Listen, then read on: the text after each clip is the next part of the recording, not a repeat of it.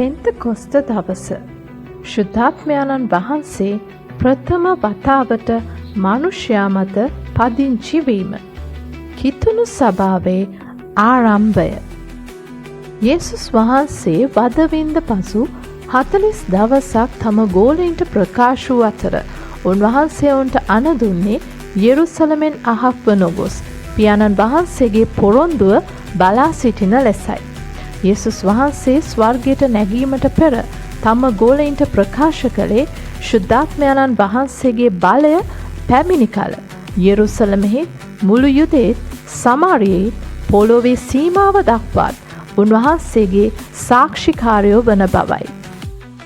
යේසුස් වහන්සේගේ ස්වර්ගාරෝහණයෙන් පසු ඔලිව කන්දේ සිට පැමිණි ඔවුන් තමුන් නැවතී සිටි උඩු මහලට නැගුණු අතර එහි 120 දෙනෙක් පමණ රැස්ව සිටි බව දේව වචනයේ සඳහන් වෙනවා. ඔවුන් එක් සිත්ව නොකඩවම යාඥා කරමින් සිටි අතර යේසුස් වහන්සේ ඔසවා ගැනීමෙන් පසු 10 වන දින එනම් පෙන්තකොස්ත දවසේදී තද සුළඟක් හමන්නක් මෙන් ශබ්දයක් අහසෙන් හදිසියෙන් පැමිණ එයින් ඔවුන් හිඳගෙන ඉන්නා වූ මුළු ගෙය පිරුණු බවත් ගිනි වැනි වූ දිව් බෙදී යනවා ඔවුන්ට පෙනුණු බවත් දේව වචනයේ සඳහන් වෙනවා.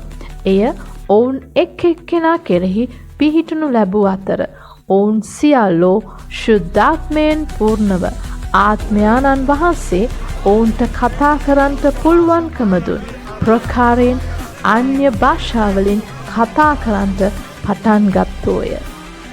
ශුද්ධාත්ම බෞතිස්මය ලැබීමෙන් පසු ගෝලයින් නිර්භීතව ශුභාරංචිය ප්‍රකාශ කිරීමේ වැඩේ යෙදුණා. පෙන්තකොස්ත දවසේ පේත්‍රුස්තුමා කළ දේශනෙන් 3000ක් පමණ මිනිසයෝ යේසුස් වහන්සේ වෙතට පැමිණියා.